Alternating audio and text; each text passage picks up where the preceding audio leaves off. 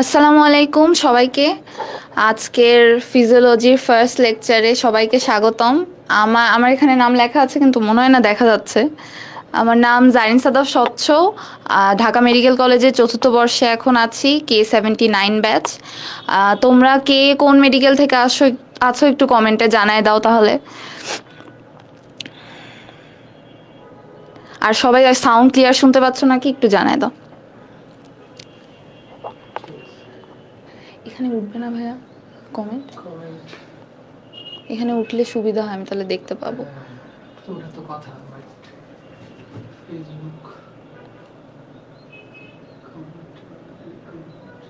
সবাই নিজের বন্ধু বান্ধবকে মেনশন দিয়ে দাও ক্লাসে জয়েন করার জন্য।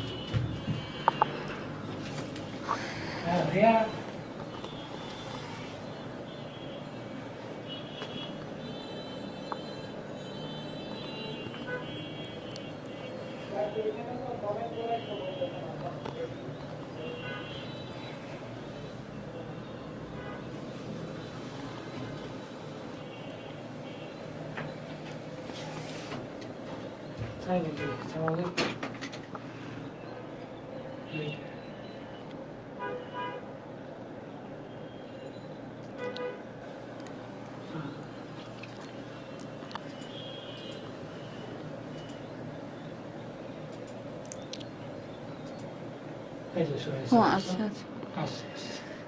আচ্ছা আচ্ছা, এবার দেখতে পাচ্ছি।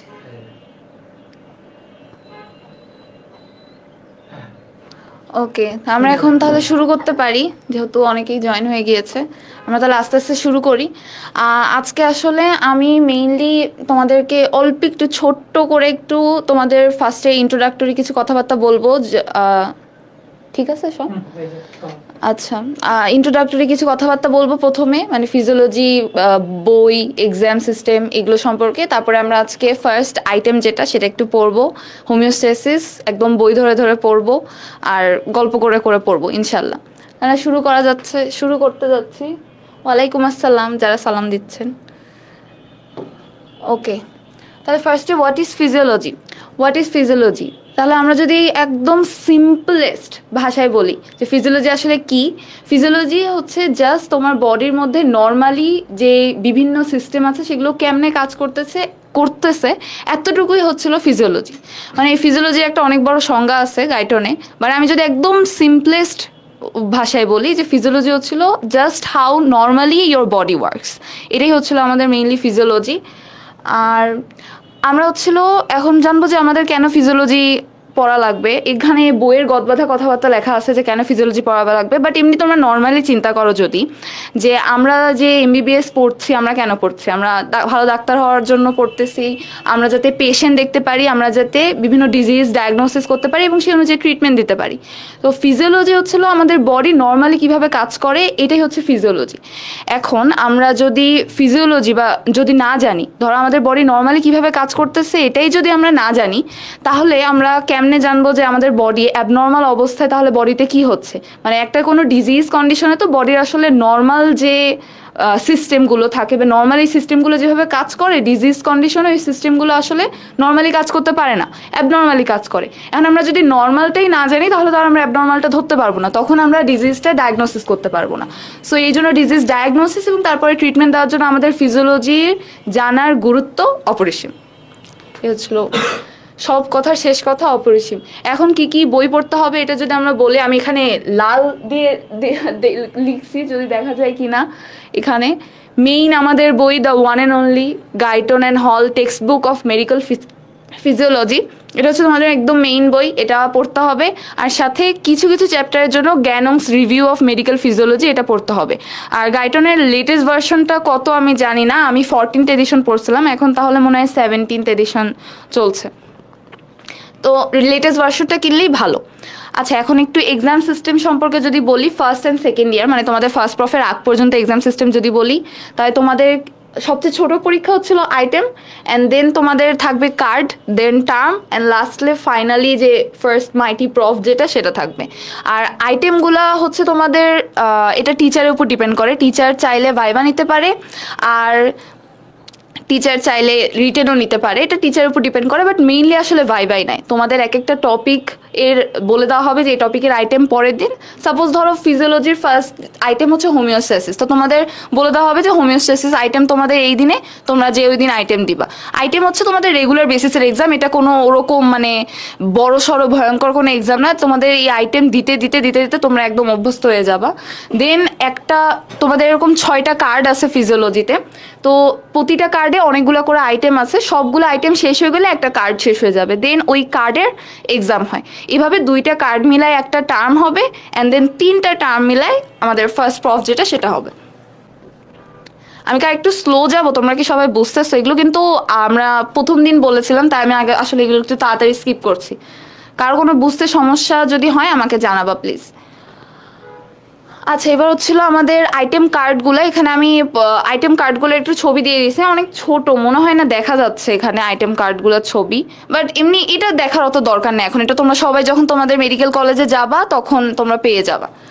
তো এখানে টোটাল আসলে 7টা আইটেম কার্ড আছে ফিজিওলজিতে, বাট এখানে 6টা কার্ড এক্সাম হবে, কারণ 2টা এখানে একসাথে মিলায় একটা কার্ড করা হয়েছে আর কি, এই জন্য এখানে 6টা কার্ড এক্সাম হবে। আর একটা টার্মে আসলে 2টা কার্ড থাকবে, আর লাস্টে তো এই সব কিছু তোমরা যা পড়ছো এটা আলটিমেটলি তোমরা প্রফ দেওয়ার জন্য পড়তেছো, যেটা ফার্স্ট প্রফ। তো আইটেম কার্ড 1 যেটা, সেটা হচ্ছিল সেলুলার ফিজিওলজি অ্যান্ড ব্লাড। এখানে হচ্ছিল তোমরা মেইনলি পড়বা হচ্ছিল সেল সম্পর্কে, যে মানে সেলের ভিতরে কি কি অর্গানেলিজ আছে, তারপরে এই যে হোমিওস্ট্যাসিস যেটা আমি আজকে পড়াবো এটা সম্পর্কে পড়বা, আর ব্লাড সম্পর্কে পড়বা যে ব্লাডের কি কি কম্পোনেন্টস আছে, কি কি ফাংশন, তারপর ব্লাড রিলেটেড বিভিন্ন ডিজিজ সম্পর্কে হালকা পাতলা একটু ধারণা এখানে পাবা। যেহেতু আমরা ফিজিওলজি পড়তেছি আমাদের নর্মালটা জানাই আগে দরকার অ্যাবনর্মালের থেকে। তারপরে আইটেম কার্ড 2 যেটা, এটা হচ্ছিল কার্ডিওভাস্কুলার ফিজিওলজি। এখানে তোমরা হার্ট আর ভেসেলস এই সম্পর্কে জানবা, যে আমাদের হার্ট কিভাবে ব্লাডটা পাম্প করছে, হার্ট রিলেটেড বিভিন্ন ডিজিজের হালকা পাতলা একটু ধারণা পাবা এখানে। আর এখানে আরও হচ্ছিল তোমাদের হার্টের বিভিন্ন মানে হার্ট মাসেলের যে মানে এখানে সবচেয়ে ইম্পর্টেন্ট আসলে হার্ট মাসেলের আইটেমটা। হার্ট মাসেলের মানে কিছু বিভিন্ন মানে ইন্টারেস্টিং কিছু ক্রাইটেরিয়া আছে হার্ট মাসেলে, যেটা এই মাসেলটাকে বডির অন্যান্য মাসেল থেকে আলাদা করে। সো ওই সম্পর্কে তোমরা এখানে জানতে পারবা। এই কার্ডটা অনেক মজার আসে, তোমাদের অনেক ভালো লাগবে। আর আইটেম কার্ড 3 রেসপিরেটরি ফিজিওলজি, এটা অনেক ছোট কার্ড, ওই আগের 2টা আইটেম কার্ড মিলাই হচ্ছিল ফার্স্ট টার্ম, দেন সেকেন্ড টার্মে তোমাদের থাকবে রেসপিরেটরি ফিজিওলজি। এখানে আমি কার্ডটা দিয়ে দিছি, রেসপিরেটরি ফিজিওলজি তো বুঝতেছই, লাংস নিয়ে তোমাদের যত সব কথাবার্তা এখানে বলবে। আর আইটেম কার্ড 4-এ 2টা থাকবে এখানে, এটা হচ্ছিল জিআইটি আর রেনাল, এই 2টা একসাথে আইটেম কার্ড 4-এ আছে। তারপরে আইটেম কার্ড 5 যেটা, এটা হচ্ছিল তোমাদের, এবার আমরা থার্ড টার্মে ঢুকে গেছি। সেকেন্ড টার্মে রেসপিরেটরি ফিজিওলজি আর জিআইটি আর রেনাল, জিআইটি মানে গ্যাস্ট্রোইন্টেস্টাইনাল সিস্টেম। আর আইটেম কার্ড 5 হচ্ছিল এন্ডোক্রাইন ফিজিওলজি। এখানে তোমরা বিভিন্ন হরমোন সম্পর্কে জানবা, হরমোন কিভাবে কাজ করে, কোন হরমোন কম বা বেশি হলে কি ধরনের সমস্যা হতে পারে, এগুলো সব সম্পর্কে জানবা। আর এটার জন্য গাইডন বেস্ট একদম। তারপরে আইটেম কার্ড 6 যেটা, এটা হচ্ছে ফিজিওলজি অফ রিপ্রোডাকশন। এই আইটেম কার্ড 5 আর 6 মিলায় একটা কার্ড হবে, কারণ রিপ্রোডাক্টিভ ফিজিওলজির মাত্র 3টা আইটেম আছে, এটা একটু তুলনামূলক ছোট বাট ভেরি ইম্পর্টেন্ট। আর তারপর লাস্টলি আইটেম কার্ড 7 যেটা, এটা হচ্ছিল neurophysiology and physiology of special senses. এটা হচ্ছিল one of the biggest item card আর কি, এখানে 10টা আইটেম কার্ড আছে। ফার্স্ট আইটেম কার্ডটাও এরকম 10টা আইটেম কার্ড আছে। তো এইখানে তোমরা বিভিন্ন মানে নার্ভ ফাইবার কি, নিউরন কি, সিন্যাপস কি, বডিতে সেন্সরি সিস্টেম কি কি আছে, সেরিব্রাম, সেরিবেলাম, রিফ্লেক্স, হাবিজাবি অনেক কিছু সম্পর্কে জানবা। এটা আমরা আজকে আমাদের এটা কাম্য না। ও আর এখানে আমি হচ্ছে প্রফের মার্কস ডিস্ট্রিবিউশনটা একটু দেখাই দিয়ে রেখেছি, যে এখানে তোমরা জানো যে রিটেন এক্সাম হয় আর ওরাল আর প্র্যাকটিক্যাল এক্সাম হয় বা ভাইভা যেটাকে বলছি। তো রিটেন এক্সামে তোমাদের 2টা পেপার থাকবে, পেপার 1 আর পেপার 2। 2টাতেই হচ্ছিল রিটেন এক্সাম যেটা, সেখানে থাকবে হচ্ছে এমসিকিউ আর ব্রড কোশ্চেন যেটা, সেটা থাকবে যেটাকে এসএকিউ বলে। আর তাছাড়া থাকবে হচ্ছে ফর্মেটিভ অ্যাসেসমেন্ট, মানে তোমার অ্যাটেন্ডেন্স, তোমার অ্যাসাইনমেন্ট, এগুলো বিভিন্ন ধরনের জিনিসপত্র মিলে ফর্মেটিভ অ্যাসেসমেন্টের কিছু মার্কস থাকবে। তো তো টোটাল মার্কস হচ্ছিল রিটেনে 200 আর প্র্যাকটিক্যাল এক্সামিনেশনে 100 আর ওরাল এক্সামিনেশন বা ভাইভা যেটা সেটা 100। আর ওরাল এক্সামিনেশন যেটা হবে তোমাদের সেখানে দুইটা বোর্ডে হবে, বোর্ড 1 আর বোর্ড 2, প্রতি বোর্ডে 50-50 করে মার্কস থাকবে। আর তোমাদের যে টার্ম পরীক্ষাগুলো হবে সেই টার্ম পরীক্ষাগুলো বেসিক্যালি প্রফের ম্যানারেই নেওয়া হয়, যাতে করে তোমাদের প্রফের জন্য প্রিপারেশনটা ভালো করে হয়ে যায়। মানে টার্মে তোমাদের একদম প্রফের মতো করে রিটেন হবে, মানে গ্রুপ গ্রুপ ভাগ করে দিয়ে, প্লাস আবার প্রফের মতো ভাইভাও হবে, জাস্ট সিলেবাসটা ছোট থাকবে এটাই। আর তারপরে এটা আমরা পরে আসতেছি, আজকের পড়াটা পড়াই দিয়ে তারপর আমি আসতেছি এক্সাম টিপস কেমনে করতে হবে এরকম। আমাদের আজকে মেইন পড়া হচ্ছিল হোমিওস্ট্যাসিস নিয়ে। আমি এখন একটু ইয়াতে চলে যাই, নোটসে চলে যাই। আচ্ছা, তো হোমিওস্ট্যাসিস হচ্ছে আজকে আমাদের মেইন পড়া। তাহলে হোমিওস্ট্যাসিস বলতে আসলে কি বোঝায় এটা যদি প্রথমে তোমাদেরকে বলি, যে হোমিওস্ট্যাসিস মানে আমি যদি একদম বাংলা ভাষায় বলি, হোমিওস্ট্যাসিস হচ্ছিল যে তোমাদের বডির ভিতরের যে ইন্টারনাল এনভায়রনমেন্ট সেটার একটা নিয়ারলি কনস্ট্যান্ট অবস্থা বজায় রাখা। এখন এখানে অনেকগুলো আমি ইংলিশ ওয়ার্ড বলেছি, কারণ এই ইংলিশ ওয়ার্ডগুলো অ্যাকচুয়ালি কি ওয়ার্ড যেটা তোমার ডেফিনেশনের মধ্যে অবশ্যই থাকতে হবে। তাহলে ইন্টারনাল এনভায়রনমেন্ট বলতে আসলে কি বোঝায়? তাহলে এক্সটার্নাল এনভায়রনমেন্ট মানে তো বুঝছোই আমাদের বডির বাইরের যে পরিবেশ সেটা হচ্ছে এক্সটার্নাল এনভায়রনমেন্ট, যেটার সাথে আমাদের বডি কিন্তু সবসময় কানেক্টেড বিভিন্ন সিস্টেমের মাধ্যমে। আর ইন্টারনাল এনভায়রনমেন্ট যেটা, ইন্টারনাল এনভায়রনমেন্টটা হচ্ছিল আমাদের বডির ভিতরের যে এনভায়রনমেন্ট। কেউ কি কিছু সমস্যা হচ্ছে? আচ্ছা, তা আমাদের ইন্টারনাল এনভায়রনমেন্ট হচ্ছিল আমাদের বডির ভিতরের এনভায়রনমেন্ট যেটা। এখন এখানে একটা জিনিস আমাদের পড়তে হয়, সেটা হচ্ছিল যে ইসিএফ যেটা বা এক্সট্রা সেলুলার ফ্লুইড যেটা, সেটাকে ইন্টারনাল এনভায়রনমেন্ট বলা হয়। এটা কেন বলা হয় আমরা এটা একটু পরে আসব। ওকে, আমরা একটু পেজে চলে যাই, ফার্স্ট পেজে। এই যে হোমিওস্ট্যাসিস, দেখো এখানে হোমিওস্ট্যাসিসে কিন্তু একদম প্রথমেই, এখানে কি দেখা যাচ্ছে? মনে হয় না দেখা যাচ্ছে ভাইয়া।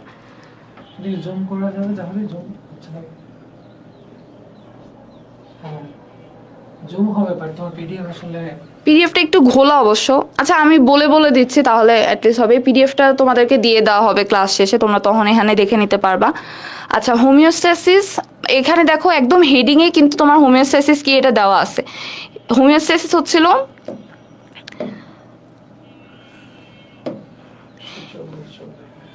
হোমিওস্ট্যাসিস কি? হোমিওস্ট্যাসিস হচ্ছে maintenance of a nearly constant internal environment, মানে তোমার বডির ভিতরে একটা নিয়ারলি কনস্ট্যান্ট এনভায়রনমেন্ট বজায় রাখা। আচ্ছা, এখন এখানে নিয়ারলি কনস্ট্যান্ট কেন বলা হচ্ছে, এটার অ্যান্সার কি তোমরা কেউ দিতে পারবা যে কেন এখানে পুরোপুরি কনস্ট্যান্ট না বলে নিয়ারলি কনস্ট্যান্ট বলা হচ্ছে? এটা কেন বলা হচ্ছে? এটা কিন্তু প্রফের কোশ্চেন প্লাস ভাইবার কোশ্চেন, দেখি কেউ বলতে পারো কি না। আচ্ছা, পিডিএফটা না দেখা গেলে সমস্যা নাই, আমরা ক্লাস শেষে পিডিএফটা দিয়ে দিব ক্লাস শেষে।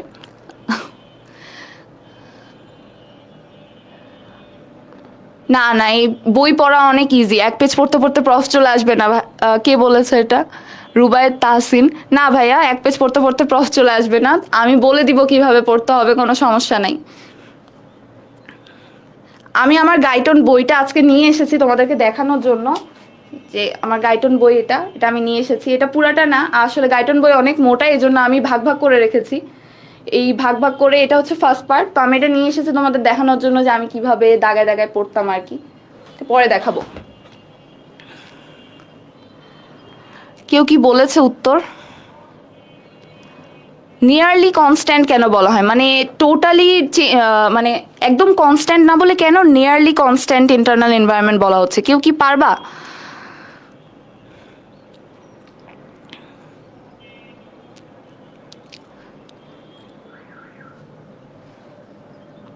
হ্যাঁ, এই যে কে বলেছে সবকিছুর পরিমাণ রেঞ্জে থাকে তাই কনস্ট্যান্ট নয়। Very good. নাম কি? সমাপ্ত। থ্যাংক ইউ, এটা একদম ঠিক কথা যে আসলে সবকিছু রেঞ্জের মধ্যে থাকে, এই জন্য এটাকে নিয়ারলি কনস্ট্যান্ট বলা হচ্ছে।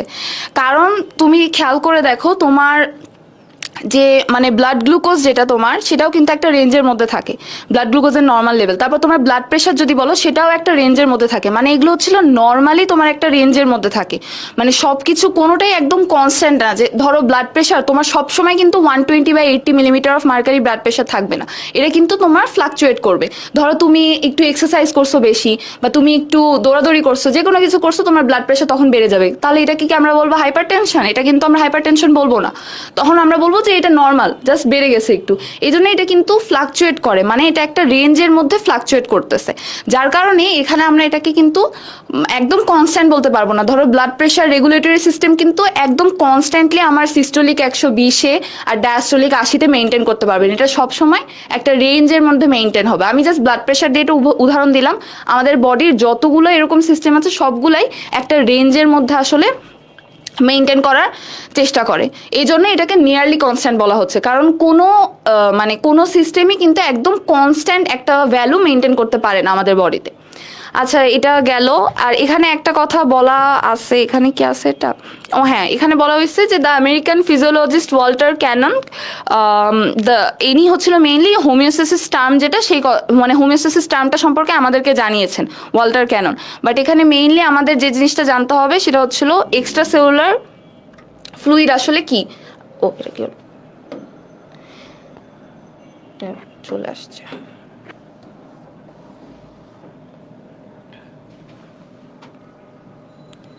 আচ্ছা আচ্ছা, এক্সট্রা সেলুলার ফ্লুইডটা আসলে কি এটা আমি যদি তোমাদেরকে বলি। ভালো করে আরো জুম করো তো, পারতেছ নাকি যতটা পারা যায়। ফেটে যাবে ভাইয়া, দরকার নাই, ওদেরকে পিডিএফ দিয়ে দিব, ওরা ওটা দেখে দেখে করতে পারবে। অ্যাটলিস্ট এখানে বোঝা যাচ্ছে তো, তাই না, যে কোন পেজটা আমি দেখাচ্ছি, একদম ফার্স্ট চ্যাপ্টার, এটা তোমরা পিডিএফ খুললেই বুঝতে পারবা।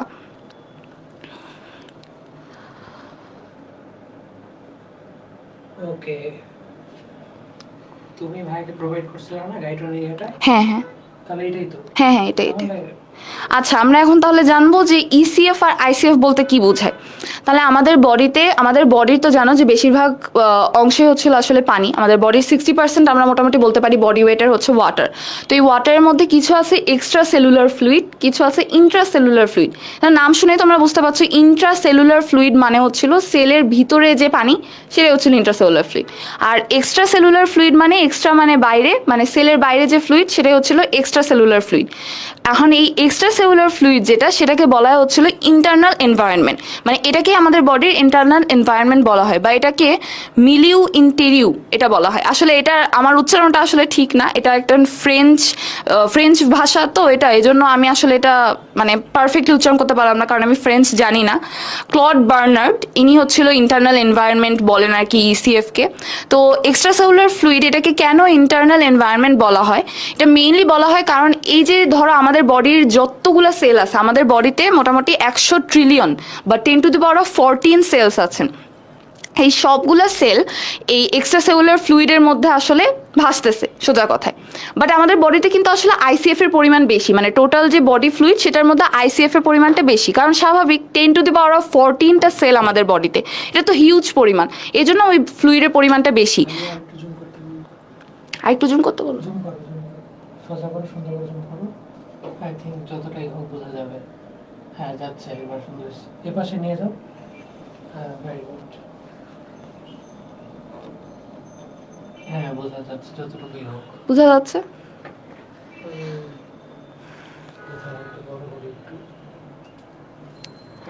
আচ্ছা ঠিক আছে, বোঝা যাচ্ছে আই গেস।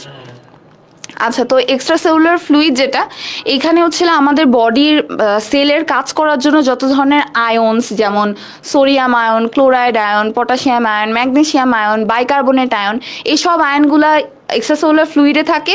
প্লাস এখানে বিভিন্ন নিউট্রিয়েন্টস যেমন glucose, oxygen, amino acid, fatty acid, এই সবগুলো নিউট্রিয়েন্টস কিন্তু তোমার সেলের জন্য লাগবে, যাতে করে সেল এটিপি তৈরি করতে পারে। আর আমাদের পাওয়ার তো মেইন সোর্সই তো আসলে এটিপি। তো এই সেলের যে এই সব কিছু জিনিস যেগুলো সেলের দরকার কাজ করার জন্য, এগুলো সবই সেল পায় ইসিএফ থেকে। তো ইসিএফ এই যে এত বড় একটা কাজ করতেছে আমাদের বডির প্রতিটা সেলের জন্য, এই জন্য ইসিএফ আসলে আমাদের বডির ইন্টারনাল এনভায়রনমেন্ট বলা হয় ইসিএফকে, মানে মেইনলি এটা আসলে আমাদের বডির ভিতরে যে ইন্টারনাল এনভায়রনমেন্ট সেটাকে মেইনটেইন করতেছে।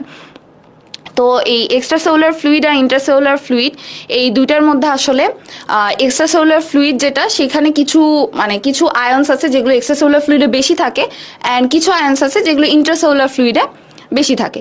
যেমন ক্যাটায়নের মধ্যে আমি যদি বলি তাহলে এক্সট্রাসেলুলার ফ্লুইডে ক্যাটায়ন সোডিয়াম বেশি থাকে, আর ইন্ট্রাসেলুলার ফ্লুইডে ক্যাটায়ন যেটা সেটা পটাশিয়াম বেশি থাকে। এই দুইটা তোমাদের মাস্ট মনে রাখা লাগবে যে সোডিয়াম কোথায় বেশি থাকে, পটাশিয়াম কোথায় বেশি থাকে, কারণ এই কনসেপ্টটা ব্যবহার করে আমরা পরে এটিপিএস পাম্প সম্পর্কে পড়বো। এটা আমরা আজকে পড়বো না, এটা আমরা সামনের ক্লাসে পড়বো। যে এটিপিএস পাম্প যেটা, এটা আমাদের খুবই খুবই ইম্পর্টেন্ট একটা পাম্প, এবং এইটা এই কনসেপ্টের উপরই বেসড করে কাজ করে যে ইসিএফ এ সোডিয়ামের পরিমাণ বেশি আর আইসিএফ এ পটাশিয়ামের পরিমাণ বেশি। আর তোমরা তো খুব ভালো করেই জানো যে বেশি থেকে কমের দিকে ব্যাপনের মাধ্যমে সবসময় যায়, মানে ডিফিউশনের মাধ্যমে, যেখান থেকে বেশি কনসেন্ট্রেশন থেকে কম কনসেন্ট্রেশনের দিকে যায়। সো ওইটাই হয় আসলে মেইনলি, মানে সেলের ভিতর থেকে বাইরে একটা কানেকশন মেনটেন করার জন্য আসলে ইসিএফ আর আইসিএফ এর মধ্যে কি কি আয়ন আছে এটা জানা দরকার। ভাইয়া কি কিছু বলছে? সেরা ভাইয়া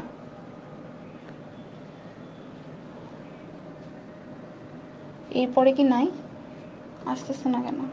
সবই আসবে কি এক্সট্রাক্ট হয়েছে ফাইলগুলা?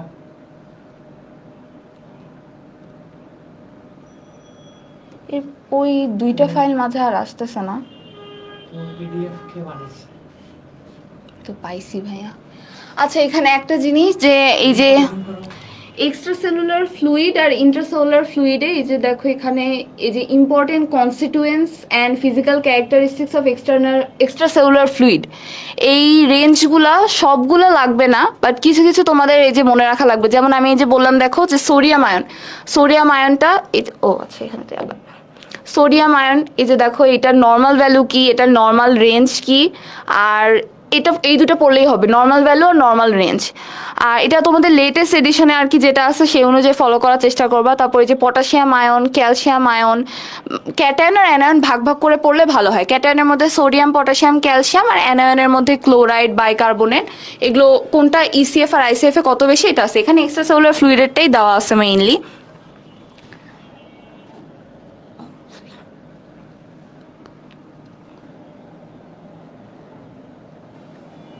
একটু আগে যেতে হবে।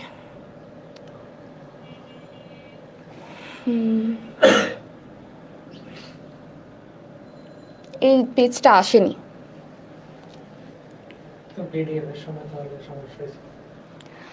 আচ্ছা ঠিক আছে, এখন আমরা মেইনলি পড়বো যে হোমিওস্ট্যাসিস আমাদের বডিতে আসলে কিভাবে মেইনটেইন হয়, মানে আমাদের বডি যে ইন্টারনাল এনভায়রনমেন্টে যে নিয়ারলি কনস্ট্যান্ট একটা অবস্থা, এটা কেমনে মেইনটেইন হয়। তার আগে বলো সবাই বুঝতে পারছো কিনা, কারো এই পর্যন্ত কোনো কোয়েশ্চেন আছে কি না?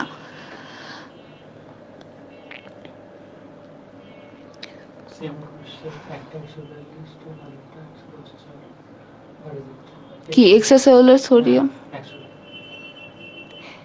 এটা আসলে তোমাদের নতুন এডিশনের বইয়ে যেটা আছে ওইটাই ফলো করার চেষ্টা করো তোমরা। এইটা কত এডিশন আমি আসলে ঠিক জানি না, এটা মনে হয় না নিউয়েস্ট এডিশন। তোমরা যখন গাইডনটা কিনবা তখন লেটেস্ট এডিশন যখন কিনবা ওখানে যেটা আছে ওটা ফলো করলেই হবে ইনশাল্লাহ। এই পেজটা আসবেই না। আচ্ছা যাই হোক, আচ্ছা আমি তাহলে এবার একটু লিখে পড়াবো, বাদ দেই।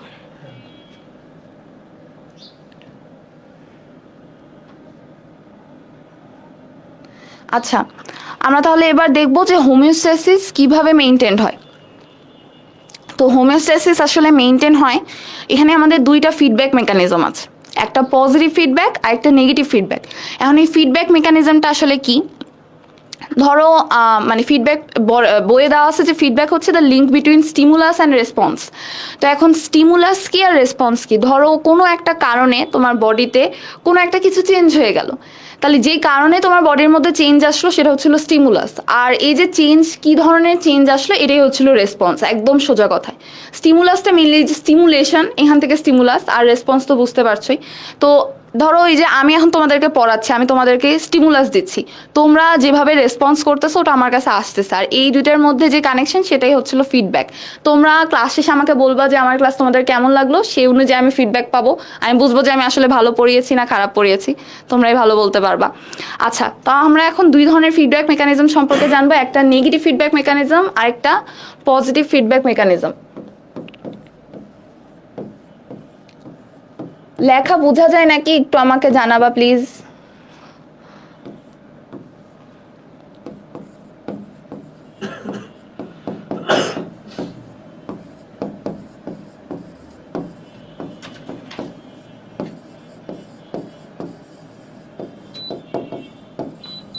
নেগেটিভ ফিডব্যাক মেকানিজম আর পজিটিভ ফিডব্যাক মেকানিজম।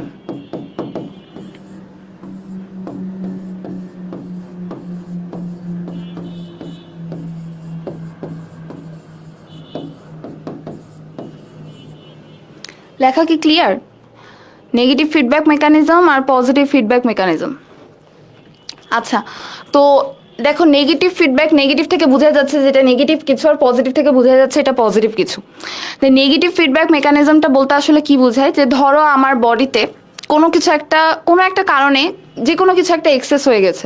ধরো আমার বডিতে যে কার্বন ডাইঅক্সাইডের পরিমাণ ব্লাডে কার্বন ডাইঅক্সাইড তো যেমন partial pressure of carbon dioxide বলা হয়, তো partial pressure of carbon dioxide ধরো ব্লাডে কোনো কারণে বেড়ে গিয়েছে, তাহলে এই যে partial pressure of carbon dioxide যদি আমার ব্লাডে বেড়ে যায়, তাহলে এখানে কি হবে, এখানে বেশি বেশি কার্বন ডাইঅক্সাইড, তাহলে কি হবে, বেশি বেশি কার্বনিক অ্যাসিড তৈরি হবে। দেন আমার কি হবে, ব্লাডে অ্যাসিডের পরিমাণ বেড়ে যাবে, তখন কি হবে, অ্যাসিড বেজের যে একটা ভারসাম্য আমার বডিতে সেটা ডিসরাপ্ট হবে, দেন আমার বডির পিএইচ কমে যাবে। এটা কিন্তু আমাদের জন্য একদমই কাম্য না। তো এইটাকে কিন্তু ব্যালেন্স করা লাগে। অনেক কারণেই কিন্তু partial pressure of carbon dioxide ব্লাডের মধ্যে বেড়ে যেতে পারে। তো এই যে partial pressure of carbon dioxide ব্লাডে বেড়ে গেল, এটাকে এখন কমাতে হবে। তো এই পার্শিয়াল প্রেশার অফ কার্বন ডাইঅক্সাইডটা কমানোর জন্য বডি তখন কি করবে, এই যে আমাদের যে লাংস আছে সেই লাংস কি করবে, হাইপার ভেন্টিলেট করবে। হাইপার ভেন্টিলেট মানে বুঝতেই পারছো, ভেন্টিলেট মানে শ্বাস প্রশ্বাস, আর হাইপার মানে বেশি বেশি, মানে কি করবে, বেশি বেশি তখন কি করবে, শ্বাস প্রশ্বাস নিবে বা বেশি বেশি করে রেসপিরেশন চলবে। তার কারণে কি হবে, যে পরিমাণ বেশি বা এক্সট্রা কার্বন ডাইঅক্সাইডটা ছিল সেটা আমার বডি থেকে বের হয়ে যাবে। এতে করে পার্শিয়াল প্রেশার অফ কার্বন ডাইঅক্সাইডটা আবার নর্মাল অবস্থায় চলে আসবে, বা যে নিয়ারলি কনস্ট্যান্ট অবস্থায় চলে আসবে। তাহলে এতে করে কি হলো, আমার ব্লাডের যে অ্যাসিড বেস ব্যালেন্স সেটা কিন্তু ঠিক থাকলো। এইটাই হচ্ছে নেগেটিভ ফিডব্যাক মেকানিজম, যে তোমার বডিতে কোনো একটা কারণে কোনো একটা ফ্যাক্টর একটু বেশি হয়ে গেল বা একটু কম হয়ে গেল, হয় এক্সেস হলো বা ডেফিসিট হলো, তখন একটা কন্ট্রোল সিস্টেম তৈরি হবে বা কন্ট্রোল সিস্টেম চালু হবে, যেখানে কিছু সিরিজ অফ অ্যাকশন থাকবে বা কিছু মানে ওই সিস্টেমটা কিছু এমন এমন কাজ করবে, যে কাজ করার মাধ্যমে তোমার যেই ফ্যাক্টরটা বেড়ে গিয়েছিল বা কমে গিয়েছিল সেইটা আবার তার নর্মাল অবস্থায় চলে আসবে। আমি গাইটনের সংজ্ঞাটা একদম বাংলায় বলে দিয়েছি, এইটাই গাইটনে আসলে লেখা আছে, জাস্ট ইংলিশে। আমি একটু পরে তোমাদেরকে দেখাবো যে গাইটনের সংজ্ঞাটা কোথায়, আপাতত খুঁজে পাইতেছি না ওখানে। তো যাই হোক, তো নেগেটিভ ফিডব্যাক মেকানিজমটা মেইনলি এটাই, আমাদের বডির সব সিস্টেম মানে মোটামুটি বেশিরভাগ সিস্টেমই এই নেগেটিভ ফিডব্যাক মেকানিজম যেটা, সেটার মাধ্যমে এই হোমিওস্ট্যাসিসটাকে মেনটেন করছে। এই যে আমি যেমন একটা উদাহরণ দিলাম রেসপিরেটরি সিস্টেমের ক্ষেত্রে, একজন কি লিখেছে, কিন্তু এতে অক্সিজেন বেড়ে যাবে না। অক্সিজেন বেড়ে গেলে তো আমার মানে অক্সিজেন তুমি যত বেশি নাও বেড়ে গেলে তো তেমন সমস্যা নাই, অক্সিজেন তো আমার বডির জন্য দরকার। কার্বন ডাইঅক্সাইডটা না কার্বনিক অ্যাসিড তৈরি করে তোমার অ্যাসিড বেস ব্যালেন্সটাকে ডিসরাপ্ট করবে, সো অক্সিজেন বেড়ে গেলে সমস্যা নেই। যাই হোক, তো একটা গেল রেসপিরেটরি সিস্টেম। তারপর ব্লাড প্রেশারের কথা যদি তুমি চিন্তা করো, ব্লাড প্রেশারের জন্য কিন্তু এরকম অনেক সিস্টেম আছে। এটা তোমার কার্ডিওভাস্কুলার সিস্টেম যখন সামনে পড়বা তখন দেখবা যে ব্লাড প্রেশার রেগুলেশনের অনেকগুলো এরকম মানে মানে কি বলা যায়, মানে এটা ডিউরেশনের উপর ভিত্তি করে এটার কিছু ক্লাসিফিকেশন আছে, যেমন short term regulation, intermediate term regulation, long term regulation. তো এরকম ব্লাড প্রেশার রেগুলেট করার এরকম বিভিন্ন সিস্টেম আছে। এই সবগুলো সিস্টেমে নেগেটিভ ফিডব্যাক মেকানিজমের মাধ্যমে কাজ করে, যে কোনো কারণে ব্লাড প্রেশার যদি আমার বেড়ে যায় বা কমে যায়, তাহলে এই ব্লাড প্রেশারটাকে আবার ওই নর্মাল রেঞ্জের মধ্যে আনার জন্য এরকম বিভিন্ন সিস্টেম আছে। তোমরা ব্যারো রিসেপ্টর সিস্টেম সম্পর্কে তো আসলে সবাই জানো মনে হয়, তাই না? ব্যারো রিসেপ্টর সম্পর্কে কি সবাই জানো? আমাকে একটু কমেন্টে জানাবা যে হোয়াট ইজ ব্যারো রিসেপ্টর, যদি জেনে থাকো। ব্যারো রিসেপ্টর কি, নাম শুনেছো কি না?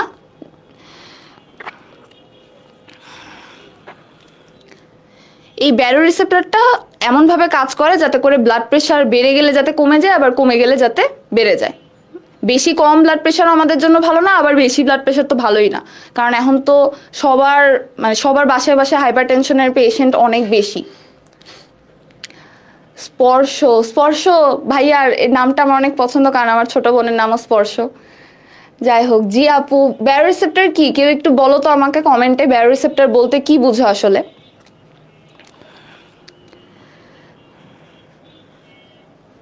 মানে একটা একটু সিম্পলি জাস্ট এক লাইনে যদি বলতে পারো যে ব্যারো রিসেপ্টরটা আসলে কি। এটি ইন্টারে থাকার কথা আমার যতদূর মনে পড়ে।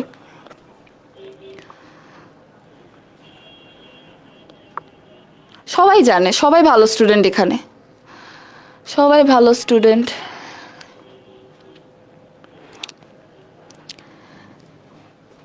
কেউ কি বলবা না ব্যারো রিসেপ্টর কি? প্রেশার স্টিমুলেশন রিসিভ করে, হ্যাঁ ঠিক, প্রেশার স্টিমুলেশন, রক্তচাপের পরিমাণ নিয়ন্ত্রক। ওয়াও, অনেক ভালো বাংলা। ব্যারো রিসেপ্টর হলো প্রান্তীয় নার্ভ সিস্টেম। আচ্ছা, কাছাকাছি। প্রান্তীয় নার্ভ সিস্টেম ঠিক না, বিপি বাড়ায় কমায়, ওকে। হ্যাঁ, এই যে কে বলছে এটা, মাহদিন রহমান, নার্ভ এন্ডিং যেগুলো ব্লাড প্রেশার সিগন্যাল রিসিভ করে, ভেরি গুড। আসলে এটা হচ্ছিল সেন্সরি নার্ভ এন্ডিং, ব্যারো রিসেপ্টরগুলো আসলে সেন্সরি নার্ভ এন্ডিং। এই সেন্সরি নার্ভ এন্ডিংগুলো, হ্যাঁ ভেরি গুড, থ্যাংক ইউ সবাইকে অনেক অনেক ধন্যবাদ। তোমরা সবাই আসলে অনেক ট্যালেন্টেড, বোঝা যাচ্ছে সবাই সব পারো, ক্লাস নেওয়ার কোনো দরকারই নেই আসলে, যেটা বুঝছি। যাই হোক, তো ব্যারো রিসেপ্টর আসলে কিছু সেন্সরি নার্ভ এন্ডিং যেগুলো বডিতে বিভিন্ন জায়গায় থাকে। আমরা মেইনলি যেগুলোর ব্যাপারে তোমরা ইন্টারে পড়ে আসছো, যে অ্যাওরটিক আর্চে থাকে আর ক্যারোটিড বাইফার্কেশনের ওখানে থাকে। এটা সম্ভবত তোমরা সবাই জানো, তাই না? একটু রেসপন্স করবা যেটা জানো কিনা, যে ব্যারো রিসেপ্টর আসলে এই দুই জায়গায় যে থাকে।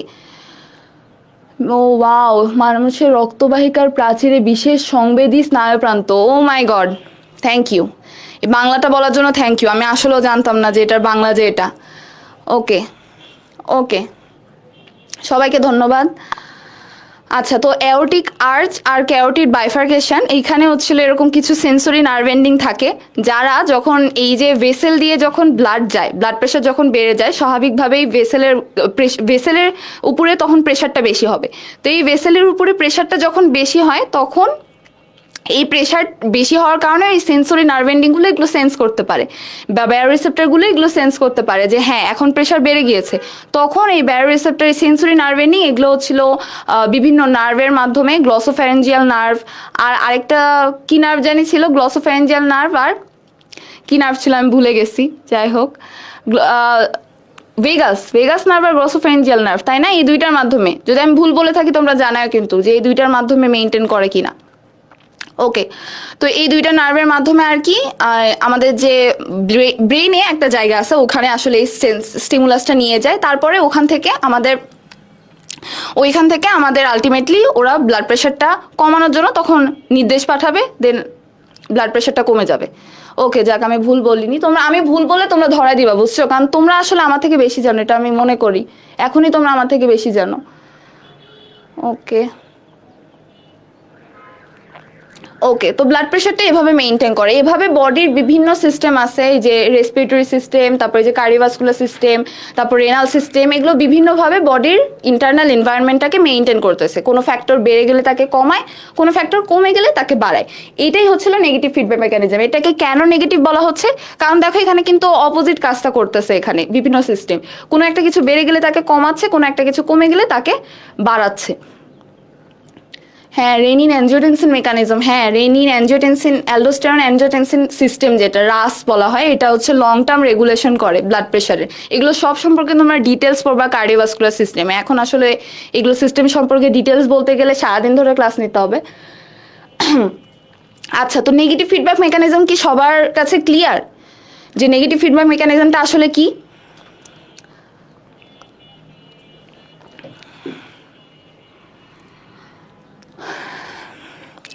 সবার কাছে ক্লিয়ার কিনা? তাহলে আমি পজিটিভ ফিডব্যাক মেকানিজম পড়াবো। তারপরে আমাদের বডিতে যত হরমোন আছে এই হরমোনগুলোও কিন্তু এই সেমভাবে নেগেটিভ ফিডব্যাক মেকানিজমের মাধ্যমে কাজ করে, কারণ বেশি বেশি হরমোন সিক্রেট হলেও কিন্তু আমাদের বডির জন্য সমস্যা, আবার কম কম হরমোন সিক্রেট হলেও কিন্তু আমাদের বডির জন্য সমস্যা। সো এই হরমোনগুলো তখন কি করে, বিভিন্ন হরমোন আছে যেমন কর্টিকোস্টেরয়েড হরমোন, ধরো এই কর্টিকোস্টেরয়েড হরমোন কিন্তু যখন বেশি বেশি সিক্রেট হয় তখন কিন্তু এ নিজেই নেগেটিভ ফিডব্যাক মেকানিজমের মাধ্যমে এর যে সিক্রেশন সেটাকে কমায় দেয়। এভাবে আর কি এইটাও নেগেটিভ ফিডব্যাক মেকানিজমের মাধ্যমে কাজ করে। ওকে, কারো কোনো প্রবলেম নাই তাহলে নেগেটিভ ফিডব্যাক মেকানিজমে? ওকে, তাহলে আমরা এখন পজিটিভ ফিডব্যাক মেকানিজমটা পড়ি। তাহলে পজিটিভ ফিডব্যাক মেকানিজম বলতে কি বোঝায় বুঝতেই পারছো, এখানে নেগেটিভ মানে তো আমি নেগেটিভ বললাম কারণ এই যে ওখানে বিপরীত কাজটা হচ্ছিল, বাট পজিটিভটা বলতে কি বোঝাবে যে এখানে আসলে যেই জিনিসটা বাড়বে বা যেই জিনিসটার কারণে কোনো কিছু একটা বেড়ে যাবে আমাদের বডিতে, ওইটাই আরো বেশি বেশি হবে, এটাকেই বলছে পজিটিভ ফিডব্যাক। এখানে একটা ছোট একটা সংজ্ঞা আছে গাইডলাইনে, যে if the initiating stimulus causes more of the same, this is called positive feedback mechanism. If the initiating stimulus মানে ধরো কোনো একটা কারণে বডির কিছু একটা বেড়ে গিয়েছে, তখন ওই জিনিসটা আরও বেশি বাড়তেই থাকবে। এখন পজিটিভ ফিডব্যাক মেকানিজম এইটা যেটা, এটার দুই ধরনের অ্যাডভান্টেজ মানে দুই ধরনের কাজে এটার আছে, একটা বেনিফিশিয়ালও হতে পারে আবার এটা লাইফ থ্রেটনিংও হতে পারে। কেমনে বেনিফিশিয়াল আর কেমনে লাইফ থ্রেটনিং যদি একটু বলি, তো পজিটিভ ফিডব্যাক মেকানিজম যেটা এটা বেনিফিশিয়াল কেমনে, ধরো আমাদের যে ব্লাড ক্লটিং সিস্টেম, যেটা তোমরা ব্লাড ক্লটিং সম্পর্কেও আমার মনে হয় যে আইডিয়া আছে, যে আমাদের যে 13টা ক্লটিং ফ্যাক্টরস আছে, এই ক্লটিং ফ্যাক্টরসগুলো আর কি বিভিন্নভাবে ব্লাড ক্লট করতে হেল্প করে আমাদের। তোমাদের এই যে cellular physiology and blood card, যেটা এখানে ব্লাড যখন আসবে তখন প্লাটলেটসের ওখানে তোমরা পুরা ব্লাড ক্লটিং সিস্টেম জানবা। আমি জাস্ট এখানে হালকা করে বলি যে এখানে কেমনে পজিটিভ ফিডব্যাক মেকানিজম, সেটা হচ্ছিল যে কোনোখানে ধরো একটা ছোট কেটে গিয়েছে, এখন তোমার ব্লাডের মধ্যে যে প্লাটলেটগুলো আছে ওই প্লাটলেটগুলো কি করে, এই প্লাটলেটগুলো আসলে ওখানে যে ব্লাডের মধ্যে যেখানে কেটে গিয়েছে সেখানে যে প্লাটলেটগুলো ওখানে অ্যাক্টিভেটেড হয়, এখানে বিভিন্ন ফ্যাক্টর কাজ করে, যে ফ্যাক্টরগুলোর মাধ্যমে আসলে প্লাটলেটগুলো অ্যাক্টিভেটেড হয়। প্লাটলেটগুলো যখন অ্যাক্টিভেটেড হয় তখন প্লাটলেটের মধ্যে আবার কিছু সাবস্টেন্স আছে, যে প্লাটলেট ওই সাবস্টেন্সগুলো আবার সিক্রেট করে, এটা প্লাটলেটের সেলের মধ্যেই আর কি সিনথেসিস হয়। এই সাবস্টেন্সগুলো প্লাটলেট যখন সিক্রেট করে, বিভিন্ন ধরনের সাবস্টেন্স আছে এখানে, এই নামগুলো আমি এখন বলবো না কারণ ওগুলো একটু কঠিন নাম, তোমাদের ওগুলো পরে তোমরা সব জানতে পারবা। আপাতত মনে রাখো যে কিছু সাবস্টেন্স প্লাটলেট রিলিজ করে, যেই সাবস্টেন্সগুলো রিলিজ করলে আশপাশে যত প্লাটলেট ধরো ওই দিক দিয়ে যাচ্ছিল ওই প্লাটলেটও তখন অ্যাক্টিভেটেড হয়ে যায়। ধরো মানে এখানে প্লাটলেটকে ধরো তুমি কোনো কিছু উৎসাহী বন্ধু থাকবে, বন্ধু বান্ধব থাকবে, অনেকে দেখবা যে কোনো একখানে গেলে সাথে আরো 10 জনকে নিয়ে যায়, এরকম হচ্ছিল। এটা মনে করতে পারো যে ব্লাড ক্লটিং এর সময় একটা প্লাটলেট যখন কিছু জিনিস সিক্রেট করবে তখন অন্যান্য প্লাটলেট বলবে হ্যাঁ হ্যাঁ চল ওখানে এখন যাওয়া লাগবে, এরকম করে অনেকগুলো প্লাটলেট অ্যাক্টিভেটেড হবে। ফুল পরে টুপ করে, হ্যাঁ এইটাই এইটা এটা কিন্তু তোমাকে প্রফেও ধরবে যে প্রাইমারি ক্লটিং ফ্যাক্টরস কি কি আছে ফুল পরে টুপ করে। নাইস। আচ্ছা, তো তোমাদের এই ক্লটিং ফ্যাক্টরসগুলো তখন এই যে আবার প্লাটলেট থেকেও কিন্তু ক্লটিং ফ্যাক্টরস রিলিজ হয়, তো আলটিমেটলি তখন কি হবে, এখানে প্লাটলেটগুলো অ্যাগ্রেগেটেড হবে, অ্যাক্টিভেটেড হবে, মানে নিজের অ্যাক্টিভেটেড হবে, দেন ওখানে কি হবে অ্যাগ্রেগেটেড হবে। এভাবে দেখো অনেকগুলো প্লাটলেট কিন্তু একসাথে চলে আসলো, দেন ওখানে কি করবে, ওরা একটা ক্লট তৈরি করবে, সোজা কথা ওখানে একটা ফিব্রিন ক্লট তৈরি করবে। ফিব্রিন ক্লটটা তৈরি করে আলটিমেটলি ওখানে ব্লাড লস যেটা সেটাকে কমায় দিবে, বা রক্ত পড়াটা যেটা সেটাকে বন্ধ করে দিবে। তাহলে এখানে দেখো এখানে কিন্তু কোনো কিছু কমতেছে না, এখানে কিন্তু একটা প্লাটলেট আসার পরে ওটা কিন্তু পজিটিভ ফিডব্যাক আমরা পড়ছিলাম যে পজিটিভ ফিডব্যাকটা আসলে কি। ওকে ওকে ওকে ওকে ওকে ঠিক আছে।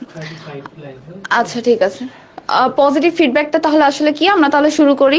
যেটা বলছিলাম যে পজিটিভ ফিডব্যাকটা আসলে এখানে বলা হয় যে পজিটিভ ফিডব্যাক হচ্ছিল when the initiating stimulus causes more of the same, মানে কোনো একটা কারণে তোমার বডিতে কিছু একটা বেড়ে গেল তখন সেটাকে আবার মানে সেটা আরো বাড়তেই থাকে, সেটা কমে না। কারণ এটা শুনে মনে হতে পারে যেটা আসলে খারাপ, এটা আসলে ভালো কিছু না, বাট পজিটিভ সাইকেল কিন্তু মানে পজিটিভ ফিডব্যাক যেটা সেটা অনেক সময় বেনিফিশিয়াল হতে পারে বা ইউজফুল হতে পারে। দেখো এখানে লেখা আছে যে পজিটিভ ফিডব্যাক, এখানে আমার কালারটা দেখি, এই যে দেখো এখানে লেখা আছে positive feedback can sometimes be useful. এটা কি দেখা যাচ্ছে? Positive feedback can sometimes be useful, দেখা যায়?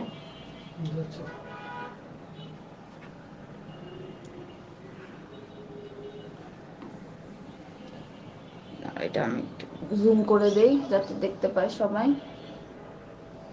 এই যে দেখা যায় কি এখন, একটু এক্সপ্যান্ড করে দেন তো ভিডিওটা, একটু দেখি দেখা যাচ্ছে কিনা। সবাই কি দেখতে পাচ্ছ লেখাগুলা যে positive feedback can sometimes be useful?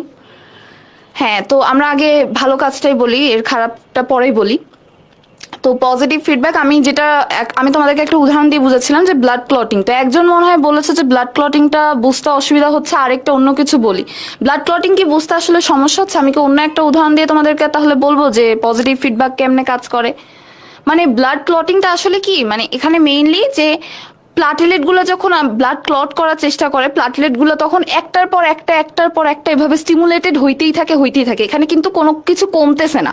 এখানে একটা প্লাটেলেট যখন ট্রিগার্ড হয়ে যায় তখন সাথে সাথে কি করে, আর অনেকগুলো প্লাটেলেটকে ওখানে জড়ো করে, দেন ওখানে ব্লাড ক্লট করতে হেল্প করে আর কি। এটাই আসলে পজিটিভ, যে এখানে ইনিশিয়েটিং স্টিমুলাসটা ছিল আমার, এই ইনিশিয়েটিং স্টিমুলাসটা আরো বেশি পরিমাণে ওই কাজটাই করতেছে। এটাই হচ্ছিল জাস্ট ব্লাড ক্লটিং এরিয়া।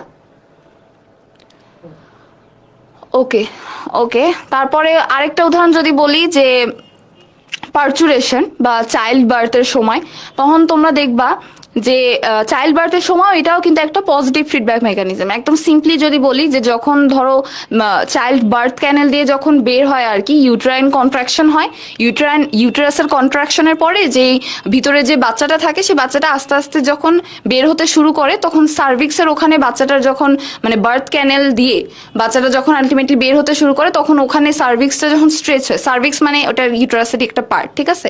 তো মানে ইউটেরাসের মুখ বলা যায় আর কি সার্ভিক্সকে। তোমরা সার্ভাইকাল ক্যান্সারের নাম শুনছো না? ওটা হচ্ছে আসলে জরায়ু মুখের ক্যান্সার বলে যেটাকে, ওটাই আসলে সার্ভিক্স। তো ওই দিক দিয়ে যখন বাবুটা আর কি বের হবে, তখন সার্ভিক্সটা যখন স্ট্রেচড হবে, তখন ওখান থেকে সিগন্যাল আবার ইউট্রাইন মাসেলের ওখানে যাবে। দেন ইউট্রাইন মাসেল কি হবে, আরো বেশি করে কন্ট্রাক্ট করবে। এই ইউট্রাইন মাসেল মানে একবার কন্ট্রাক্ট করা শুরু করলে কিন্তু তখন ইউট্রাইন মাসেল আরো বেশি কন্ট্রাক্ট করবে, যাতে করে কি হয়, বাবুটা যাতে তাড়াতাড়ি বের হয়ে যেতে পারে আর কি উম থেকে বা ইউট্রাস থেকে। এটাও কিন্তু একটা পজিটিভ ফিডব্যাক মেকানিজম, কারণ এখানে দেখো, এখানে কিন্তু ইনিশিয়েটিং স্টিমুলাস, ইউট্রাইন কন্ট্রাকশন ছিল ইনিশিয়েটিং স্টিমুলাস। এই ইউট্রাইন কন্ট্রাকশনের পরে কিন্তু এটা আলটিমেটলি আরো বেশি কন্ট্রাক্ট করতে থাকে, যাতে করে বাবুটাকে বের করে দিতে পারে ইউট্রাস থেকে। সো চাইল্ড বার্থ বা পার্চুরেশন এটাও একটা পজিটিভ ফিডব্যাক মেকানিজমের মধ্যে পড়ে। আচ্ছা, ঠিক আছে। তারপরে হচ্ছিল কি বলছে, বার্থের টাইমে যে রিল্যাক্সিন হরমোন কন্ট্রাকশনটা কমিয়ে দেয়, এটা কি নেগেটিভ ফিডব্যাক মেকানিজম? ওটা খুবই সামান্য ভাইয়া, ওটা আসলে ওরকম সিগনিফিকেন্ট পরিমাণে এত পরিমাণে কমায় না যে বার্থের টাইমে, বার্থের যে প্রসেসটা সেটা যদি একবার শুরু হয়ে যায়, তাহলে এটা পজিটিভ ফিডব্যাক মেকানিজমের মাধ্যমে আলটিমেটলি বাবুটাকে বের করে দেওয়ার আগ পর্যন্ত ইউট্রাইন কন্ট্রাকশন অনেক বেশি চলতেই থাকবে। বুঝছো, এখানে রিল্যাক্সিন হরমোনটা কিন্তু অত বেশি পরিমাণে কাজ করবে না যে কন্ট্রাকশন একদম কমায় দিবে। জাস্ট এখানে মানে একবার যদি কন্ট্রাকশনটা শুরু হয়ে যায়, তাহলে এটা চলতেই থাকবে, এই জন্য এটাকে পজিটিভ ফিডব্যাক বলা হচ্ছে। আবার nerve stimulus, generation of nerve signal, তোমরা জানো যে মানে এটা আমরা সামনের ক্লাসে পড়বো, তা আমি একটু ছোট করে যদি বলে দিই যে একটা নার্ভে যখন একটা সিগন্যাল তৈরি হয় আর কি, একটা নার্ভে অনেক ছোট কিছু সোডিয়াম চ্যানেল থাকে। ধরো এটা একটা নার্ভ, ওকে, ধরো এটা একটা নার্ভ এন্ডিং, ওকে, এটা একটা নার্ভ এন্ডিং ধরো, মানে এখানে হচ্ছিল কি থাকে, এরকম কিছু সোডিয়াম চ্যানেল থাকে। ধরো এটা একটা সোডিয়াম চ্যানেল, তারপর এটা আরেকটা সোডিয়াম চ্যানেল, এরকম এখানে বিভিন্ন সোডিয়াম চ্যানেল থাকে। তো এখানে ধরো একটা অ্যাকশন পটেনশিয়াল, আমি এটা সামনের ক্লাসে বুঝাবো, এখন যদি নাও বুঝতে পারো আমি জাস্ট নর্মালি একটু বোঝানোর চেষ্টা করছি যে এখানে কেমনে পজিটিভ ফিডব্যাকটা কাজ করবে। ধরো একটা অ্যাকশন পটেনশিয়াল আসলো, ধরো এখানে যে টাচ করছি, আমি আমার হাতে এখানে টাচ করলাম, তো এখানে টাচ করার পরে এই যে এখানে এই সিগন্যালটা যে একটা নার্ভের এন্ডিং এ যাবে, ধরো এখানে একটা নার্ভ, ওই নার্ভের যে একজনের টার্মিনালে যাবে, যার পরে এখানে যে তখন কি হবে, এখানে কিছু সোডিয়াম চ্যানেল আছে, এই সোডিয়াম চ্যানেলগুলো দিয়ে কি হবে, তখন সোডিয়াম তখন বেশি পরিমাণে ইনফ্লাক্স হবে। সোডিয়াম ইনফ্লাক্স মানে কি, সোডিয়াম ভিতরে ঢুকবে, ওকে, সোডিয়াম ভিতরে ঢুকবে। এই যে সোডিয়াম এটা সোডিয়াম ভিতরে ঢুকলো, এই যে একটা সোডিয়াম যে ভিতরে ঢুকা শুরু করলো না, তখন কি হবে, এখানে পোলারিটি মানে যে নার্ভ ফাইবারের মধ্যে যে পোলারিটি, সেই পোলারিটিটা মানে হচ্ছিল যে ভিতরে মানে পটেনশিয়াল যেটা আর কি, পজিটিভ আর নেগেটিভ চার্জের যে পটেনশিয়াল, সেটা আস্তে আস্তে কি হবে, যেহেতু পজিটিভটা আছে, তাহলে এই পোলারিটিটা আস্তে আস্তে কিন্তু কমতে থাকবে, মানে ডিপোলারাইজেশন হতে শুরু হয় মেইনলি। তাহলে এই যে সোডিয়াম ঢুকে গেল, তখন কি করবে, এই যে একবার ডিপোলারাইজ যখন হয়ে যায় তখন কি হয়, পাশে এরকম আরো যে সোডিয়াম চ্যানেলগুলো আছে, এই সোডিয়াম চ্যানেলগুলোকেও তখন কি করে অ্যাক্টিভেটেড করে দেয়। এই সোডিয়াম চ্যানেলগুলো অ্যাক্টিভেটেড হলে তখন কি হবে, আরো বেশি বেশি পরিমাণে সোডিয়াম আস্তে আস্তে নার্ভ ফাইবারের মধ্যে ঢুকবে। এভাবে কি হবে, একটা সোডিয়াম চ্যানেল যখন এখানে স্টিমুলেটেড হয়ে গেল, তখন আস্তে আস্তে অনেকগুলো সোডিয়াম চ্যানেল এভাবে ফায়ারিং হবে। দেন এরকম করে সোডিয়াম বেশি বেশি বেশি পরিমাণে ভিতরে ঢুকবে, ঠিক আছে, দিয়ে নার্ভ ফাইবারের ভিতরে পোলারিটি যেটা এটা কমতে থাকবে। এটাও কিন্তু পজিটিভ ফিডব্যাক, দেখো, কারণ একবার শুরু হলো, শুরু হয়ে কিন্তু এটা আর কোনো মানে এটার বিপরীতে কোনো কিছু হচ্ছে না, এটা চলতেই আছে, মানে সোডিয়াম ভিতরে ঢুকতেই আছে। তাই এটা হচ্ছিল একটা পজিটিভ ফিডব্যাক মেকানিজম। তাহলে এই জন্য বলছে যে পজিটিভ ফিডব্যাক মেকানিজমটা আমাদের জন্য অনেক ইউজফুলও হতে পারে অনেক সময়, কিন্তু এটা আবার আমাদের জন্য অনেক সময় কিন্তু ক্ষতিকরও হতে পারে। এটাকে অনেক সময় বলা হয় ভিশিয়াস সাইকেল, ঠিক আছে। আমি ওই টেক্সটটা বের করে তোমাদেরকে দেখাই। এই যে এখানে লেখা আছে, দেখো,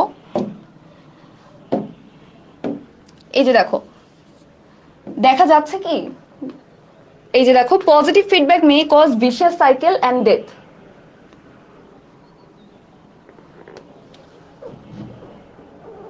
আচ্ছা, এটা চলে গেল, যাই হোক, এটা মিশাই দিই। ওকে, এখানে দেখো, positive feedback may cause vicious cycle and death, মানে এটা আমাদের জন্য অনেক সময় অনেক ডেডলিও হতে পারে। এটা যদি একটা উদাহরণ দেই আমরা, যেটা কেন আমাদের জন্য ডেডলি হতে পারে, তাহলে দেখো এখানে একটা গ্রাফ আছে। এই গ্রাফটা তোমাদের পরীক্ষার সময় আঁকানো লাগতে পারে। আমাদের প্রফে একটা কোয়েশ্চেন আসলো, বুঝছো, ফার্স্ট প্রফে, যে পজিটিভ ফিডব্যাক সাইকেল কেমনে ভিশিয়াস সাইকেল, মানে পজিটিভ ফিডব্যাক মেকানিজম কেমনে ভিশিয়াস সাইকেল হতে পারে।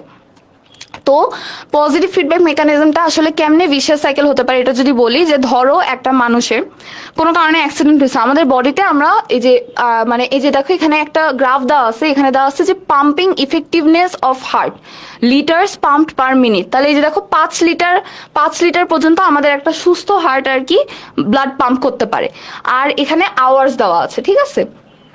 তো 5 লিটার পর্যন্ত আমাদের একটা সুস্থ হার্ট ব্লাড পাম্প করে আমাদের সারা বডিতে পৌঁছায় দিতে পারে। এখন কোনো একটা মানুষ, ধরো এখন আজকাল অনেক রোড অ্যাক্সিডেন্ট হয় বা যে কোনো কারণে ধরো একটা মানুষের বডি থেকে ব্লাড অলমোস্ট 2 লিটার পরিমাণ বের হয়ে গেল, তো তার বডি থেকে যখন এই 2 লিটার পরিমাণ ব্লাড বের হয়ে যাবে, তখন তার হার্টের এই যে সারা বডিতে ব্লাড সার্কুলেট করার জন্য, যে পাম্প করে সার্কুলেট করার জন্য ইনাফ ব্লাড আর থাকবে না। তো এই 2 লিটার পরিমাণ ব্লাড যখন আলটিমেটলি বের হয়ে গেল, তখন এই হার্টটা কি করবে, তখন হার্ট তখন আর বেশি বেশি পাম্প করতে পারবে না। এমনিতেও মানে হার্ট যখন একটু দেখে যে বডিতে আসলে ব্লাড ভলিউম কমে গেছে, তখন কিন্তু হার্ট একটু বেশি বেশি পরিমাণে পাম্প করার চেষ্টা করে, যাতে করে সেলগুলোতে বেশি বেশি পরিমাণে অক্সিজেন সাপ্লাইটা ঠিক থাকে, তাছাড়া তো সেল মারা যাবে। কিন্তু যখন 2 লিটার পরিমাণ ব্লাড যদি এরকম কোনো কারণে বের হয়ে যায়, তাহলে সেলের তখন হার্ট ইফেক্টিভলি আর পাম্প করতে পারবে না, কারণ খুবই কম পরিমাণে ব্লাড তখন বডিতে, তখন হার্টের পাম্পিং ইফেক্টিভনেস যেটা বা পাম্পিং এফিকেসি যেটা, সেটা আসলে কমে যাবে। তো হার্টের পাম্পিং এফিকেসিটা যখন কমে যাবে, তখন কি হবে, হার্ট কম করে পাম্প করবে। তাহলে হার্ট যদি কম করে পাম্প করে, তাহলে কি হবে, এমনিতেও বডিতে ব্লাড কম, হার্ট আবার পাম্পও করতেছে কম, তাহলে আলটিমেটলি কি হবে, ওই লোকটা কিন্তু আস্তে আস্তে শকের দিকে চলে যাবে। এটাকে কি শক বলা হয়, হাইপোভলিমিক শক। কেন হাইপোভলিমিক বলা হচ্ছে, কারণ তার বডির যে ব্লাড ভলিউম সেটা কমে যাচ্ছে। হাইপো মানে কম, আর ভলিউমিক মানে তো বুঝছি ভলিউম থেকে আসছে, তাহলে তার বডির ব্লাড ভলিউমটা যেহেতু কমে যাচ্ছে, এই জন্য এটাকে হাইপোভলিমিক বলা হচ্ছে। এবং সে কিন্তু আলটিমেটলি এরকম দেখো যে আলটিমেটলি হাইপোভলিমিক শকে চলে যাওয়ার পর সে কিন্তু ডেথ হতে পারে। তাহলে দেখো এখান থেকে কিন্তু ডেথ হতে পারে। তাহলে অবভিয়াসলি পজিটিভ ফিডব্যাক মেকানিজমটা কিন্তু এখানে আমার একটা ভিশিয়াস সাইকেল হিসেবে কাজ করতেছে। আর এমনিতে আমরা জানি যে ব্লাড লস বেশি বেশি হইলে কিন্তু আসলে এখানে আমাদের মানে একদম ইনিশিয়ালি অনেক মানে বিভিন্ন ইয়াতে দেখবা, ইমার্জেন্সিতে দেখবা যে ইনিশিয়ালি নর্মাল স্যালাইন দেওয়া হয়, আর বিভিন্ন মানে ব্লাড গ্রুপ অনুযায়ী ব্লাড দেওয়া হয় আর কি, ব্যাগের পর ব্যাগ ব্লাড দেওয়া হয়, যাতে করে বডির যে পরিমাণ ভলিউমের ব্লাড আসলে বের হয়ে গেছে সেটা যাতে রিপ্লেনিশ হতে পারে এবং হার্ট যাতে প্রপারলি বা ইফেক্টিভলি পাম্প করতে পারে। তো বাট যদি 2 লিটারের এরকম 2 লিটার পরিমাণ ব্লাড বা 2 লিটারের বেশি ব্লাড যদি বের হয়ে যায়, প্রচুর রক্তক্ষরণ হয়েছে, ম্যাসিভ হেমোরেজ হয়েছে, তাহলে আলটিমেটলি সে কিন্তু এই পজিটিভ ফিডব্যাক মেকানিজমের জন্য, মানে এই যে হার্ট কম কম পাম্প করবে, বডিতে কম কম ব্লাড সার্কুলেট হবে, আলটিমেটলি বডিতে ব্লাড ভলিউম কম, আবার হার্টও কম পাম্প করতেছে, আলটিমেটলি ব্লাড ভলিউম অনেক অনেক কমে গেল। তাহলে এটাই হচ্ছিল, মানে এখানে দেখো এই ইনিশিয়েটিং স্টিমুলাস কিন্তু বেশি বেশি আরো ওই কাজটাই করতেছে, causing more of the same, যার কারণে এখানে আলটিমেটলি হাইপোভলিমিক শক হয়ে লোকটা কিন্তু মারা যেতে পারে। এই জন্য এটাকে বলা হয়েছে যে পজিটিভ ফিডব্যাক মেকানিজম বা positive feedback can lead to vicious cycle or death. এটাই হচ্ছিল পজিটিভ ফিডব্যাকের একটা খারাপ দিক। তোমরা কি সবাই এটা বুঝতে পেরেছো? সবাই যদি বুঝতে পেরে থাকো তাহলে কমেন্টে একটু জানাও যে বুঝতে পেরেছো। বেশি কি কঠিন লাগছে? আমি কি বেশি কঠিন করে বলছি? তোমাদের কি একটু বেশি কঠিন লাগছে?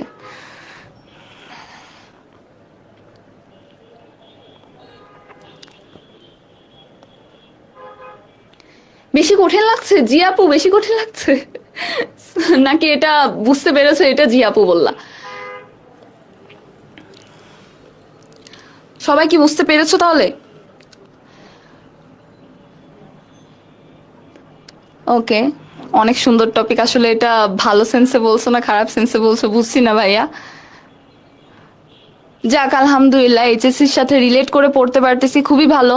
স্পর্শ ভাইয়া আমার ফেভারিট নাম। ওকে, আচ্ছা ঠিক আছে, সবাই তাহলে বুঝতে পেরেছে আশা করছি। তাহলে এই হচ্ছিল এই দুইটা ফিডব্যাক সিস্টেম যেটা আমাদের বডির হোমিওস্ট্যাসিস মেনটেন করে। এইটাই মোটামুটি হোমিওস্ট্যাসিস, কিন্তু তোমাদের প্রথম আইটেমে কিন্তু মোটামুটি এটাই পড়া। আচ্ছা, তাহলে এই হচ্ছিল মোটামুটি আমাদের হোমিওস্ট্যাসিস মেইনটেইন করার দুইটা ফিডব্যাক মেকানিজম। আমি উদাহরণ সহ বলে দিয়েছি, আশা করি তোমরা বুঝতে পেরেছো। আর এই আইটেমের টপিকের মধ্যে মোটামুটি এটাই আছে যে হোমিওস্ট্যাসিস কি, তারপর হোমিওস্ট্যাসিস কন্ট্রোল করে, control systems of the body কি। তোমরা জানো আমাদের বডিতে অনেক সিস্টেম আছে, একদম উপর থেকে যদি শুরু করো নার্ভাস সিস্টেম, তারপরে হচ্ছিল আমাদের নার্ভাস সিস্টেমের পরে ধরো আমাদের কার্ডিওভাস্কুলার সিস্টেম, তারপর জিআই বললাম বা এলিমেন্টারি সিস্টেম যেটা, তারপর জেন্টো ইউরিনারি সিস্টেম বা genital system plus urinary system, এরকম বিভিন্ন সিস্টেম আছে। এন্ডোক্রাইন সিস্টেম একটা আছে। তো এইখানে গাইটনে একটা লাইন আছে, দেখবা বলা আছে যে আমাদের বডিতে এরকম মিলিয়ন মিলিয়ন মিলিয়ন মিলিয়ন না, মানে অনেক কন্ট্রোল সিস্টেম আছে। এর মধ্যে সবচেয়ে ইন্ট্রিকেট বা সবচেয়ে কমপ্লেক্স যদি আমরা বলি বা হাইলি ডিটেলড যদি বলি, এটা হচ্ছিল জেনেটিক সিস্টেম। তো জেনেটিক সিস্টেমকে কেন হাইলি ডিটেল বলা হচ্ছে? কারণ ক্রোমোজোম আছে, সেখানে ডিএনএ আছে। আমরা জানি যে ডিএনএ রেপ্লিকেশনের মাধ্যমে একটা ডিএনএ তৈরি হয়, সেখান থেকে ট্রান্সক্রিপশনের মাধ্যমে আরএনএ তৈরি হয়, দেন ওখান থেকে ট্রান্সলেশনের মাধ্যমে প্রোটিন তৈরি হয়। অ্যান্ড এই প্রোটিনটাই তো আমাদের মেইন কাজটা করে, যে কোন সেল কি প্রোটিন তৈরি করবে সেটার উপর ভিত্তি করেই তো ওই সেলটার অবস্থান, তাই না? যেমন ধরো যে আমাদের হেয়ার সেল যেগুলো, ওগুলো কেরাটিন প্রোটিন তৈরি করে। তারপরে আমাদের আরও অন্যান্য যত সেল আছে ধরো, এগুলো বিভিন্ন ধরনের প্রোটিন তৈরি করে। যেমন এই যে গ্যাস্ট্রিক গ্ল্যান্ডে কিছু সেল আছে, ওগুলো ওখানে জি সেল যেমন এক একভাবে কাজ করে, তাই না? তো এই যে এই জেনেটিক সিস্টেমটা, এই জন্য এটাকে হাইলি ডিটেল বা কমপ্লেক্স বলা হচ্ছে, কারণ এখানে একদম মলিকুলার লেভেলে সব কাজ হচ্ছে। অ্যান্ড এটা আসলে অনেক বেশি হাইলি ডিটেলড এবং এটা সবচেয়ে বেশি কমপ্লেক্স, কারণ এটার উপর ভিত্তি করে কিন্তু আসলে আমাদের প্রতিটা সেল কাজ করতেছে, তাই না? একটা সেল ধরো মানে চুলের সেলের এখানে যদি ধরো অন্য কোনো একটা কেরাটিন বাদ দিয়ে অন্য কোনো একটা কিছু রিলিজ হতো, অন্য কোনো একটা হরমোন রিলিজ হতো, ধরো কেরাটিন বাদ দিয়ে যদি এখানে মানে কেরাটিন প্রোটিন বাদ দিয়ে এখানে আলটিমেটলি কিন্তু গোল যে এক একটা স্পেসিফিক সেল এক একটা স্পেসিফিক প্রোটিন তৈরি করবে। এই জন্য জেনেটিক সিস্টেমটাকে মোস্ট ইন্ট্রিকেট মানে হাইলি ডিটেলড বা কমপ্লেক্স সিস্টেম বলা হচ্ছে। আর তাছাড়া নার্ভাস সিস্টেম, তোমরা জানো যে নার্ভাস সিস্টেম আর এন্ডোক্রাইন সিস্টেম এই দুইটাও অনেক বেশি ইম্পর্টেন্ট। নার্ভাস সিস্টেমকে বলে আসলে ইমেল সিস্টেম, আর এন্ডোক্রাইন সিস্টেমকে পোস্টাল সিস্টেম বলা হয়। তোমরা জানো পিটুইটারি, এটাকে মানে রাজগ্রন্থি বলা হয়, if I am not wrong, এটাকে রাজগ্রন্থি বলা হয়, কারণ পিটুইটারি গ্ল্যান্ডটা আসলে করে এবং ওই গ্ল্যান্ড থেকে আবার কি হয় এখানে আর নাই, দেখো এখানে আমি গাইটন ধরে ধরে কিন্তু তোমাদেরকে সব দেখাই দিছি।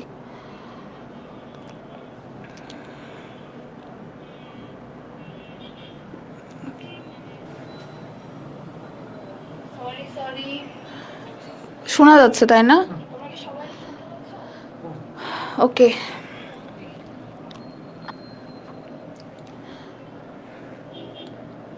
আচ্ছা, হোমিওস্ট্যাসিস মোটামুটি শেষ আমাদের। এখন আমি তোমাদেরকে একটু বলবো যে তোমরা ফিজিওলজি কেমনে পড়বা, ঠিক আছে? এক্সাম টিপস পরে বলতেছি, ফিজিওলজি কেমনে পড়বা আমি বলি। তোমরা কি হোমিওস্ট্যাসিস বুঝতে পেরেছো? যা পড়িয়েছি তোমরা কি সব বুঝতে পেরেছো? সবার কাছে কি ক্লিয়ার? আমি ক্লাস শেষে আজকে ইনশাল্লাহ কিছু কোয়েশ্চেন দিব, দেখবো যে তোমরা কেমন পারো। আর আইটেমের কোয়েশ্চেনগুলো একটু পরে বলে দিচ্ছি যে হোমিওস্ট্যাসিস থেকে কি কি আইটেমের কোয়েশ্চেন করতে পারে। আচ্ছা, তো হাউ টু রিড ফিজিওলজি, এটা আমাকে মানে আমি যখন ফার্স্ট ইয়ারে ভর্তি হয়েছিলাম তখন আমিও আমার সিনিয়র আপু ভাইদেরকে জিজ্ঞেস করতাম যে ফিজিওলজি আসলে কেমনে পড়বো, অনেক পড়া মনে থাকে না।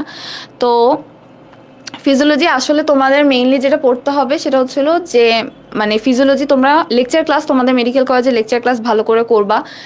স্যার ম্যামরা তোমাদের যে ক্লাস নেন ওখানে কিন্তু ওনারা মানে স্লাইড তো পড়ানি, প্লাস স্লাইডের পাশাপাশি ওনারা কিন্তু তোমাদেরকে বলে দেয় যে পরীক্ষার জন্য কোনটা ইম্পর্টেন্ট, বেশি বেশি কোথায় থেকে কোয়েশ্চেন আসে, ইম্পর্টেন্ট টপিক কোনগুলা, প্রফের ভাইভাতে কি কি ধরে।